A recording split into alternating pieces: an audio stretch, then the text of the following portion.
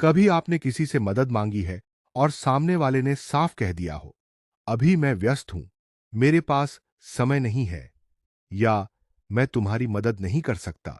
लेकिन क्या आपने कभी सोचा है कि शायद समस्या आपकी जरूरत में नहीं, बल्कि मदद मांगने के तरीके में थी? अगर आप किसी व्यक्ति से कहते हैं, मेरी मदद करो क्योंकि मुझे तुम्हारी जरूरत है, तो हो सकता है वह आपकी बात सुनकर भी मना कर दे।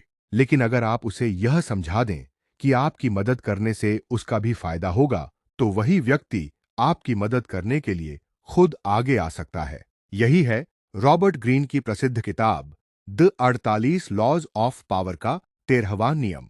जब मदद मांगो तो लोगों की दया या कृतज्ञता पर नहीं, बल्कि उनके स्वार्थ और लाभ पर अपील करो। आज के इस वीडियो में हम इस नियम को आसान भाषा में समझेंगे, जानेंगे कि इंसान अपने फायदे से इतना प्रभावित क्यों होता है, और देखेंगे कुछ ऐसे वास्तविक जीवन के उदाहरण जिनसे आप समझ पाएंगे कि यह नियम हमारी जिंदगी में कैसे काम करता है।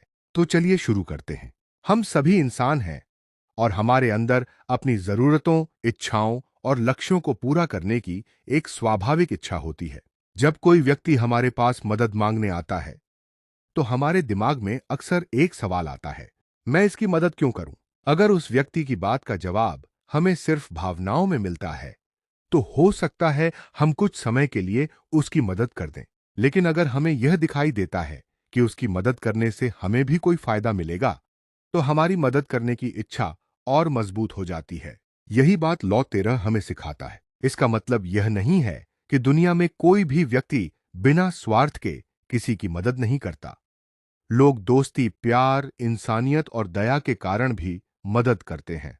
लेकिन जब आप किसी प्रभावशाली व्यक्ति, बॉस, बिजनेस पार्टनर या ऐसे व्यक्ति से मदद मांग रहे हों जिसके पास आपको देने के लिए समय, पैसा या संसाधन सीमित हों, तब केवल भावनात्मक अपील करना हमेशा काम नहीं करता। ऐसे समय में आपको यह समझना होगा कि सामने वाले के लिए इसमें क्या लाभ है।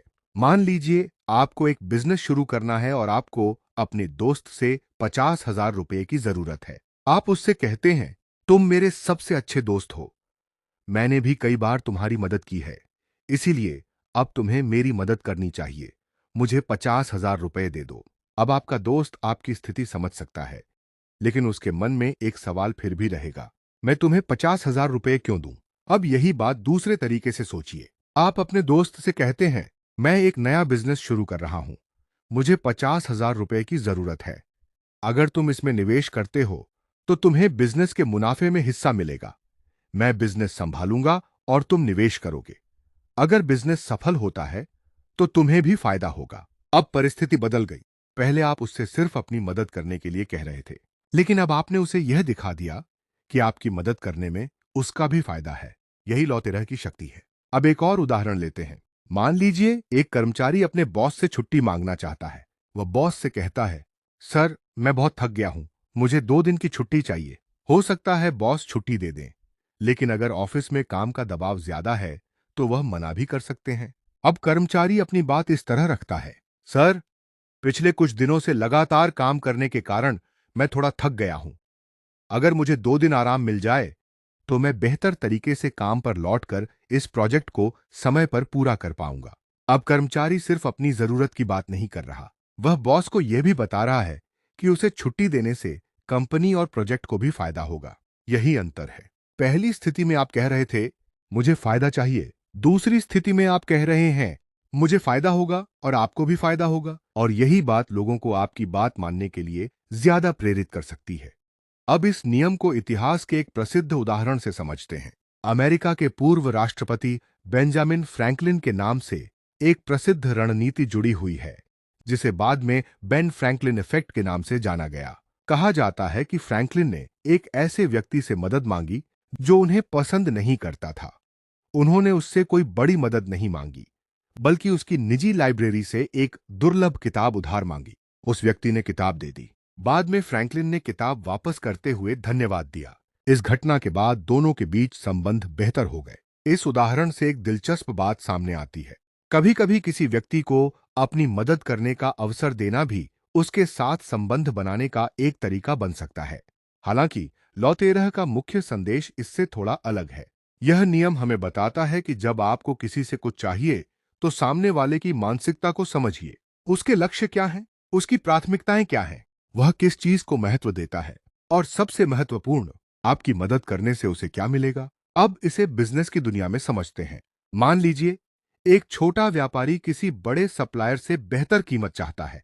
वह सप्लायर से कहता है, मुझे सस्ता सामान दे दीजिए, मेरी दुकान छोटी है और मेरा बजट कम है। सप्लायर शायद उसकी स्थिति समझे, लेकिन जरूरी नहीं कि वह कीमत कम करे। अब व्यापारी कहता है, अगर आप मुझे बेहतर कीमत देंगे, तो मैं हर महीने आपसे ज्यादा मात्रा में सामान खरीद सकता हूं। इससे आपकी बिक्री भी बढ़ेगी और मेरा बिजनेस भी बढ़ेगा। अब व्यापारी ने बातचीत को अपनी जरूरत से हटाकर दोनों के फायदे पर ला दिया। सप्लायर के लिए भी इसमें एक कारण है कि वह सौदा क्यों करे। यही लॉ 13 का व्यावहारिक इस्तेमाल है। लेकिन यहां एक महत्वपूर्ण बात समझना जरूरी है। इस नियम का मतलब यह नहीं है कि आपको हर व्यक्ति को धोखा देना है या हर रिश्ते को स्वार्थ पर आधारित बना देना है। यह नियम आपको लोगों की मानसिकता समझने के बारे में सिखाता है। अगर आप किसी से मदद मांग रहे हैं, तो उसकी परिस्थितियों को भी समझिए। किसी व्यक्ति के पास समय नहीं है, तो उसे यह मत बताइए कि आपको उसकी कितनी जरूरत है। उसे बताइए कि आपकी मदद करने से उसका काम कैसे आसान होगा। अगर किसी व्यक्ति को पैसा महत्वपूर्ण लगता है, तो उसके सामने आर्थिक लाभ रखिए। अगर किसी व्यक्ति को सम्मान और पहचान महत्वपूर्ण लगती है, तो उसे बताइए कि उसके योगदान से उसे सम्मान या पहचान कैसे मिलेगी। अगर किसी व्यक्ति के लिए करियर महत्वपूर्ण है, तो उसे दिखाइए कि आपके साथ काम करने से उसके करियर को कैसे फायदा हो सकता है। यानी हर व्यक्ति को एक ही तरीके से प्रभावित नहीं किया जा सकता। आपको पहले यह समझना होगा कि सामने वाले के लिए वास्तव में महत्वपूर्ण क्या है। अब एक और उदाहरण लेते हैं। मान लीजिए आप अपने किसी दोस्त से कहते हैं, मेरे YouTube वीडियो को शेयर कर दो, मुझे ज्यादा व्यूज चाहिए। यह आपकी जरूरत है। लेकिन अगर आपका दोस्त खुद YouTube पर काम करता है, तो आप कह सकते हैं, अगर तुम मेरा वीडियो शेयर करोगे, तो मैं भी तुम्हारे चैनल के वीडियो को अपने ऑडियंस के साथ शेयर करूंगा। इससे हम दोनों को फायदा हो सकता है। अब यह सिर्फ मदद नहीं रही, यह एक आपसी लाभ का समझौता बन गया। आपको व्यूज मिल सकते हैं और आपके दोस्त को भी नए दर्शक मिल सकते हैं। यही सोच आपको लोगों से बेहतर तरीके से बातचीत करना सिखाती है। अब सोचिए, अगर कोई व्यक्ति आपके पास आता है और कहता है, मुझे ये काम करने में मदद कर दो, इससे तुम्हें भी फायदा होगा, क्या आप उसकी बात सुनने के लिए ज्यादा तैयार होंगे? अधिकतर मामलों में आपका जवाब हाँ होगा, क्योंकि उसने आपकी जरूरत को भी ध्यान में रखा है। यही कारण है कि सफल लोग अक्सर सिर्फ यह नहीं बताते कि उन्हें क्या चाहिए, वे यह भी बताते हैं कि उनके साथ जुड़ने से आपको क्या मिलेगा। एक अच्छा बिजनेस लीडर अपनी टीम से सिर्फ यह नहीं कहता, मेरे लिए काम करो। वह कहता है, अगर हम यह लक्ष्य हासिल करते हैं, तो कंपनी भी आगे बढ़ेगी और आपके लिए भी नए अवसर पैदा होंगे। एक अच्छा सेल्समैन सिर्फ यह नहीं कहता, मेरा प्रोडक्ट खरीदिए। वह कहता है, इस प्रोडक्ट से आपकी समस्या कैसे हल होगी और आपका समय या पैसा कैसे बचेगा। एक अच्छा नेटवर्किंग करने वाला व्यक्ति सिर्फ यह नहीं सोचता, मुझे इस व्यक्ति से क्या मिल सकता है। वह यह भी सोचता है, मैं इस व्यक्ति के लिए क्या मूल्य पैदा कर सकता हूं। और यही इस नियम का सबसे महत्वपूर्ण हिस्सा है। स्वार्थ को समझना और स्वार्थ का फायदा उठाना, इन दोनों में अंतर है। अगर आप किसी व्यक्ति को झूठे फायदे का लालच देते हैं, तो शायद आपको थोड़े समय के लिए सफलता मिल जाए, लेकिन लंबे समय में आपका विश्वास खत्म हो सकता है। इसलिए इस नियम का बेहतर इस्तेमाल यह है कि आप ऐसा रास्ता खोजें जिसमें दोनों पक्षों का वास्तविक लाभ हो। आपका लक्ष्य होना चाहिए विन विन, यानी ऐसा समाधान जिसमें आप भी आगे बढ़ें और सामने वाला भी। क्योंकि अगर हर बार सिर्फ आप ही जीतेंगे और सामने वाला हारता रहेगा, तो लोग धीरे धीरे आपसे दूर होने लगेंगे। लेकिन अगर लोगों को आपके साथ जुड़कर लगातार लाभ मिलता है, तो वे खुद आपके साथ काम करना चाहेंगे। तो अगली बार जब आपको किसी से मदद मांगनी हो, तो तुरंत यह मत कहिए, मेरी मदद करो क्योंकि मुझे तुम्हारी जरूरत है। एक पल रुकिए और सोचिए, अगर यह व्यक्ति मेरी मदद करेगा, तो उसे क्या फायदा होगा। फिर अपनी बात इस तरह रखिए कि आपकी जरूरत और उसके फायदे के बीच एक स्पष्ट संबंध दिखाई दे। याद रखिए, लोगों को सिर्फ यह मत बताइए कि आपको क्या चाहिए, उन्हें यह भी दिखाइए कि आपकी मदद करने से उन्हें क्या मिलेगा। क्योंकि जब आप किसी व्यक्ति के स्वार्थ और हित को समझ लेते हैं, तो आप उसकी सोच को बेहतर तरीके से समझने लगते हैं।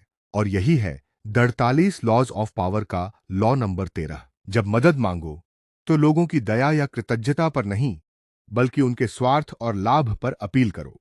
क्योंकि दुनिया में सबसे प्रभावशाली सवाल हमेशा यह नहीं होता, आप मेरी मदद क्यों करेंगे? बल्कि असली सवाल है, आपकी मदद करने में आपका क्या फायदा है? और जिस दिन आप इस सवाल को समझना शुरू कर देंगे, उस दिन आप लोगों से बातचीत करने, समझौते करने और अपने लक्ष्यों को हासिल करने का तरीका भी बदलना शुरू कर देंगे।